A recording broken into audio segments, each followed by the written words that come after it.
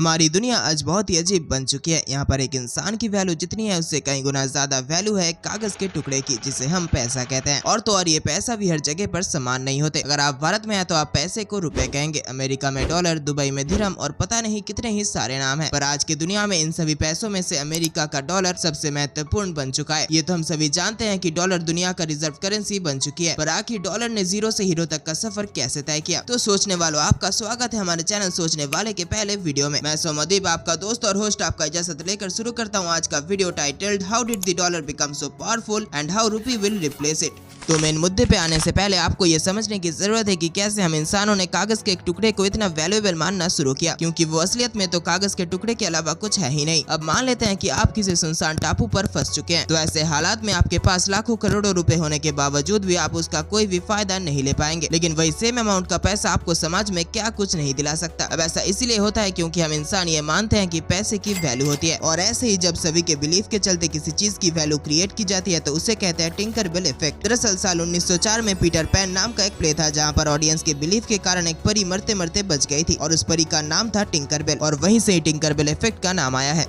पर सोचने वालों, ऐसा नहीं है कि हम लोगों ने पहले से ही आज की तरह कागज के पैसे इस्तेमाल किया है। दरअसल अभी तक हम इंसानों ने मेनली 4 प्रकार के पैसे इस्तेमाल किए हैं। इनमें से सबसे पहला है कमोडिटी मनी। आसान भाषा में समझाए तो मान लीजिए आपके पास एक पेन है और आपने इसके बदले किसी से कोई दवाई खरीद ली, तो इसे कहा जाएगा कमोडिटी मनी, यानी आपने किसी वस्तु को ही पैसे की तरह इस्तेमाल किया है। इसके बाद आता है रिप्रेजेंटेटिव मनी, यानी आप आपके पास मौजूद सोने को बैंक में रखेंगे और उसके बदले बैंक आपको सर्टिफिकेट देगा जो ये दर्शाएगा कि आपके पास कितना सोना मौजूद है और आप उतने ही पैसों का सामान खरीद सकते हैं, और इसे ही कहते हैं रिप्रेजेंटेटिव मनी। अब दोस्तों, ऐसा तो होता ही है कि हम चेक या बॉन्ड यूज करते हैं जो कि मनी के सप्लीमेंट्री होते हैं, तो इस प्रकार के पैसे को फिडुशियरी मनी कहा जाता है, यानी ये पैसे तो नहीं है पर पैसों का समान मूल्य वहन करते हैं। और फाइनली आता है फिएट मनी, जो हम आज के दिन में इस्तेमाल करते हैं, और ये कागज के बने पैसे भी हो सकते हैं या सिक्के भी हो सकते हैं। अब मान लीजिए कि आपके पास 10 रुपए का एक नोट है, तो जो ये बात है कि इस नोट की कीमत 10 रुपए ही है वो आपको बताएगा आपके देश का सेंट्रल बैंक। अगर कोई ये मानने से इनकार कर देता है कि इस नोट की कीमत 10 रुपए है तो उसके खिलाफ कार्रवाई हो सकती है, और ऐसा करना संभव हो पाया है उसी टिंकरबेल इफेक्ट के कारण, और उसी के चलते ही हमारी पूरी समाज ये मानती है कि पैसे की वैल्यू होती है, और ये नोट भी 10 रुपए का ही है। अब शायद आप लोग ये सोच रहे होंगे कि फिएट करेंसी के पहले आखिर क्या था, तो आपको बता दूं कि इससे पहले था रिप्रेजेंटेटिव मनी। 19th सेंचुरी के एंड से लेकर 1930 तक जो सिस्टम यूज किया जाता था उसका नाम है गोल्ड स्टैंडर्ड। इसका मतलब है कि आप आपके पास मौजूद सोने को अपने देश के बैंक में रखेंगे और बैंक आपको इसके बदले गोल्ड सर्टिफिकेट देगा, जिसे इस्तेमाल करके आप सामान खरीद सकते हैं। तो यहाँ पर प्रॉब्लम जो है वो ये है कि आपके पास जितना सोना है आप उतने ही पैसे छाप सकते हैं, उससे थोड़ा सा भी ज्यादा नहीं। मतलब आप चाह कर भी अपने इच्छा अनुसार सर्टिफिकेट नहीं छाप सकते, और इसी नियम के चलते आज भी फिएट करेंसी यूज करने के कारण जो इन्फ्लेशन हमें झेलना पड़ता है, गोल्ड स्टैंडर्ड के वक्त वो इन्फ्लेशन लगभग था ही नहीं। पर साल 1920 के बाद यूएसए के इकोनॉमी में एक बड़ा बूम आया था। उनका ऑटोमोबाइल सेक्टर और कंस्ट्रक्शन सेक्टर डेवलप्ड हो चुका था। अब डेवलप्ड इकोनॉमी मतलब आपका जो गोल्ड रिजर्व है उसके ऑपोजिट में आपको बहुत सारा गोल्ड सर्टिफिकेट छापना पड़ रहा है। ऐसे वक्त में इन्फ्लेशन का चांस पैदा होने लगा था, और तभी साल 1928 में यूएसए ने उनका फेडरल रिजर्व का टैक्स बढ़ा दिया। पर वो वक्त था पहले विश्व युद्ध के ठीक बाद, और बहुत सारे देश यूएसए के कर्ज में डूब चुके थे, और यूएसए को पैसा वापस करना उनके बस के बाहर जा चुका था। यानी यूएसए इंपोर्ट के थ्रू जो पैसा कमा रहा था उसे वो मिल नहीं रहा था, जो कि उनके लिए एक बड़ा प्रॉब्लम बन चुका था। और तो और इसके ऊपर साल 1929 में यूएसए के स्टॉक मार्केट में एक बहुत बड़ा क्रैश हुआ था, और साल 1930-31 में यूएसए में कुछ बड़े बैंक फेलियर भी हुए थे। सो ओवरऑल यूएसए का इकोनॉमी फॉल होना शुरू हो चुका था। ऐसे वक्त में यूएसए में डिफ्लेशन शुरू हो गया था। लोग काफी डर गए थे और उन्होंने अपना सोना बैंक से वापस लेना शुरू कर दिया था। अब लोगों के ऐसा करने के कारण सारा सोना आम जनता के पास वापस जा रहा था, और देश की इकोनॉमी को इससे और भी ज्यादा नुकसान हो रहा था, क्योंकि जब सोना लोगों के पास मौजूद रहेगा तो वो देश की इकोनॉमी में कुछ भी कंट्रीब्यूट नहीं करेगा। इसलिए उस वक्त सोना अपने पास मौजूद रखना एक बहुत ही खराब डिसीजन था। अब क्योंकि गोल्ड स्टैंडर्ड के कारण अपने पास मौजूद सोने से ज्यादा मात्रा में पैसे छापना संभव नहीं था, इसीलिए बहुत सारे देशों की इकोनॉमी स्ट्रगल कर रही थी। ऐसे हालात में सबसे पहले ग्रेट ब्रिटेन ने साल 1931 में अपने आप को गोल्ड स्टैंडर्ड से अलग कर लिया था। ब्रिटेन के ऐसा करने के बाद बहुत सारे देशों ने अपनी इकोनॉमी को बचाने के लिए मजबूरन गोल्ड स्टैंडर्ड को छोड़ दिया। पर इतना सब होने के बावजूद भी यूएसए ने और 2 साल इंतजार किया, और फाइनली साल 1933 में यूएसए के प्रेसिडेंट फ्रैंकलिन रूजवेल्ट ने एक कानून पास किया जिसका नाम है गोल्ड रिजर्व एक्ट। ये कानून साल 1934 में पास हुआ था, और इसके अनुसार अपने पास सोना मौजूद रखना पूरी तरह से इलीगल है, और अभी सिर्फ और सिर्फ यूएसए फेडरल बैंक ही अपने पास सोना रख सकता है। इस इसी कानून के चलते लोगों को मजबूरन अपने सारे सोने को बैंक में जमा करना पड़ा और इसके बदले लोगों को पेपर मनी दिया गया। उस वक्त एक आउंस सोने के बदले $20.67 दिया गया था। यूएसए इस सोने को एक पावरफुल वॉल्ट के अंदर रखता है जिसका नाम है यूनाइटेड स्टेट्स बुलियन डिपोजिटरी। अब जब यूएसए ने बहुत सारा सोना जमा कर लिया था तब वहां के सरकार ने एक आउंस सोने का दाम $20.67 से बढ़ाकर $35 कर दिया। इससे फायदा ये हुआ कि यूएसए को ज्यादा से ज्यादा डॉलर छापने का मौका मिला और इसके चलते लोगों को भी अधिक परिमाण में डॉलर दे पाए और लोग भी ज्यादा चीजें खरीदने में सक्षम हो गए। इसी कारण से वहां की इकोनॉमी को एक बूस्ट मिला जो यूएसए के लिए काफी मददगार साबित हुआ। इसके बाद जब दूसरे देशों ने देखा कि अमेरिका के पास एक बहुत ही बड़ा गोल्ड रिजर्व मौजूद है तो उन्होंने ये डिसीजन लिया कि वो अपने करेंसीज को डॉलर के साथ जोड़ेंगे, ना कि सोने के साथ, और ऐसे ही गोल्ड स्टैंडर्ड ऑफिशियली बैन हो गया। सिर्फ और सिर्फ यूएसए का सरकार ही सोने के साथ अपना करेंसी एक्सचेंज कर सकता था। ये जो सारे देशों ने मिलकर एक सिद्धांत लिया इसको कहा जाता है ब्रेटन वुड्स एग्रीमेंट और इस सिस्टम का नाम है ब्रेटन वुड्स सिस्टम जो साल 1971 तक वैलिड था। अब साल 1971 में एक और नया नियम आता है। इस वक्त के दौरान सभी देशों ने यूएसए के डॉलर को as a reserve currency accept कर लिया था, पर इसके बाद आने वाले दिनों में यूएसए में दो बड़ी घटना घटी। यूएसए और वियतनाम के बीच में जंग शुरू हो गया और प्रेसिडेंट लिंडन बी जॉनसन ने एक प्रोग्राम इनिशिएट किया जिसका नाम है ग्रेट सोसाइटी प्रोग्राम। अब जैसा कि हम सभी जानते हैं कि किसी भी जंग में बहुत सारा पैसा खर्च होता है और वो ऐसा पैसा नहीं होता है कि उससे हमें कोई प्रॉफिट मिलेगा, और यूएसए के साथ भी कुछ ऐसा ही हुआ। और अगर बात करें ग्रेट सोसाइटी प्रोग्राम की तो ये भी kind of social security package था और इसमें भी अमेरिका के सरकार का बहुत सारा पैसा खर्च हो गया। तो हमने पहले जैसा आपको बताया था कि इस वक्त तक सिर्फ और सिर्फ यूएसए का डॉलर ही गोल्ड के साथ लिंक था। सो यूएसए चाहकर भी अपनी इच्छा अनुसार पैसा नहीं छाप सकता था, पर दूसरी ओर बाकी सारे देश ऐसा कर सकते थे क्योंकि उनका पैसा सोने के साथ जुड़ा हुआ नहीं था। ऐसे हालात में प्रेसिडेंट रिचर्ड निक्सन आए और उन्होंने ये ऐलान किया कि अब से डॉलर गोल्ड के साथ लिंक नहीं रहेगा। अब से यूएसए का जो फेडरल रिजर्व बैंक है वो एक रेट तय करेगा जो कि है फ्लोटिंग एक्सचेंज रेट। इससे ही तय होगा कि डॉलर की कीमत कितनी होगी। ऐसे ही ब्रेटन वुड्स सिस्टम ऑफिशियली बंद हो गया और हमने पैसे के साथ सोने का संबंध पूरी तरह से तोड़ दिया। तो सोचने वालों अब ये सवाल आता है कि डॉलर आज भी रिजर्व करेंसी क्यों है, लेकिन ये जानने से पहले आपको ये समझना जरूरी है कि रिजर्व करेंसी एक्चुअली होता क्या है। तो अगर आसान भाषा में कहें तो रिजर्व करेंसी एक ऐसा करेंसी है जो कि काफी स्ट्रॉन्ग है और इंटरनेशनल ट्रेड में काफी ज्यादा इस्तेमाल होता है, और इस करेंसी को किसी देश का सेंट्रल बैंक अपने पास जमा करता है ताकि देश उसे अपने फायदे के लिए इस्तेमाल कर सके। तो चलिए सवाल में वापस आ जाए कि आखिर हम डॉलर को रिजर्व करेंसी क्यों मानते हैं। वेल ऐसा इसीलिए क्योंकि सारे देश ये यकीन करते हैं कि यूएसए का इकोनॉमी सबसे ज्यादा स्टेबल है और उनके पैसों का भाव गिरना बहुत ही मुश्किल है। और तो और आज के दिन में यूएसए का डॉलर काफी डोमिनेंट पोजीशन होल्ड करता है। अगर इंटरनेशनल ट्रेड की बात करें तो डॉलर 90% मार्केट शेयर होल्ड करता है और दुनिया भर में जितना लोन लिया जाता है उसका 40% डॉलर में ही इशू होता है। इसी तरीके से डॉलर ने अपना डोमिनेंट पोजीशन बनाए रखा है। तो अब इतना सब कुछ जानने के बाद आखिर सोचने वाली बात क्या है। तो सोचने वालों, वीडियो के आखिरी पल में हम आपको दिखाएंगे कि क्या हमारी देश की करेंसी डॉलर का डोमिनेंट पोजीशन छीन सकती है, और अगर ऐसा होता भी है तो वो कैसे होगा और इसमें कितना वक्त लगेगा। तो सोचने वालों, भारत कई सालों से रुपये को ग्लोबल करेंसी बनाने की कोशिश कर रहा है। साल 2013 में आरबीआई ने फॉरेन इन्वेस्टर्स को मसाला बॉन्ड होल्ड करने के लिए अलाउ किया था। इस बॉन्ड के नाम से ये मत सोचिएगा कि ये मसाले के कंपनी के बॉन्ड है। दरअसल मसाला बॉन्ड रुपी डोमिनेटेड बॉन्ड होता है जिसे सरकार दूसरे देशों से इन्वेस्टमेंट पाने के लिए यूज करते हैं। शायद आप अभी सोच रहे होंगे कि इन बॉन्ड्स में आखिर ऐसी तो क्या ही खासियत है। तो सोचने वालों, मसाला बॉन्ड एग्जैक्टली क्या है वो हम आपको किसी दूसरे वीडियो में समझाएंगे, लेकिन आप अभी के लिए ये समझ सकते हैं कि इस प्रकार के बॉन्ड्स में फॉरेन इन्वेस्टर्स को मार्केट के दूसरे बॉन्ड्स की तुलना में 2 से 3% तक ज्यादा रिटर्न्स मिलते हैं, इसलिए वो इन बॉन्ड्स को ज्यादा पसंद करते हैं। तो चलिए टॉपिक में वापस आ जाए। तो इसके बाद साल 2015 में आरबीआई ने फॉरेन इन्वेस्टर्स को रुपी डोमिनेटेड बॉन्ड में ट्रेड करने के लिए अलाउ कर दिया और साल 2019 में भारत सरकार ने एक्सचेंज रेट से जुड़े रिस्ट्रिक्शंस को हटाने का प्रोसेस शुरू किया, जिससे रुपये एक रिजर्व करेंसी के तौर पे और भी ज्यादा अट्रैक्टिव बन गया। आरबीआई के डेटा के अनुसार साल 2012 में भारत में फॉरेन इन्वेस्टमेंट $12 बिलियन